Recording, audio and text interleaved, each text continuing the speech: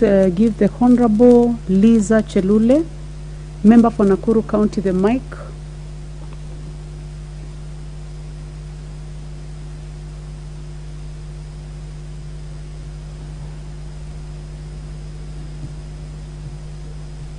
Will you move to the, are you able to move to the mic that is on?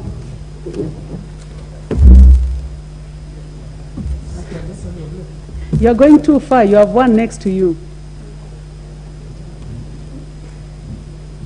Thank you, Madam Speaker, for giving me an opportunity also to add my voice to this public investment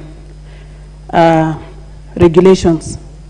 I tend to stand and support these regulations, Madam Speaker, because it will act as a roadmap to any kind of project in our counties and in the national government.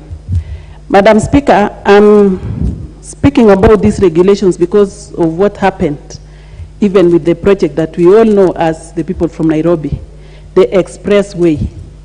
The expressway is a nice project, but you know, at some point, there is something that was not done. And if these regulations was in place, we would have discovered as the people of this country. Madam Speaker, the expressway from Mlolongo to Capital Center was done in a way that if we were monitoring very closely, the expressway was not supposed to exit from Capital Center.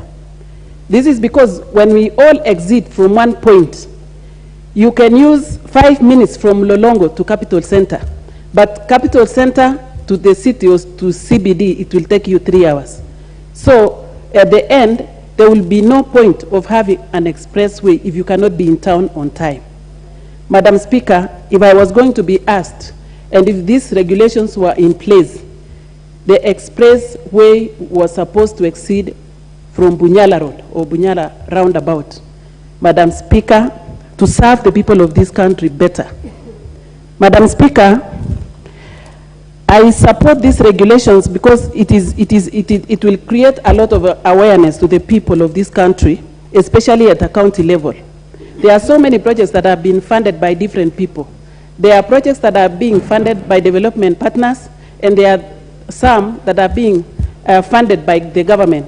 But you know what? The people of a particular area will never know the source of funds to their projects. And in that case, they cannot be able even to supervise.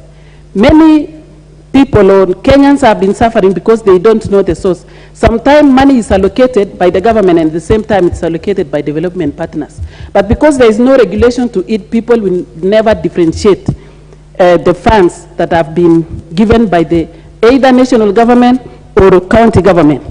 I want to thank the Committee on Delegated Legislation for coming up with such regulations. But it is a different thing to come up with regulations, and it's also a different thing to create awareness among the public. Madam Speaker, I want to request the Delegated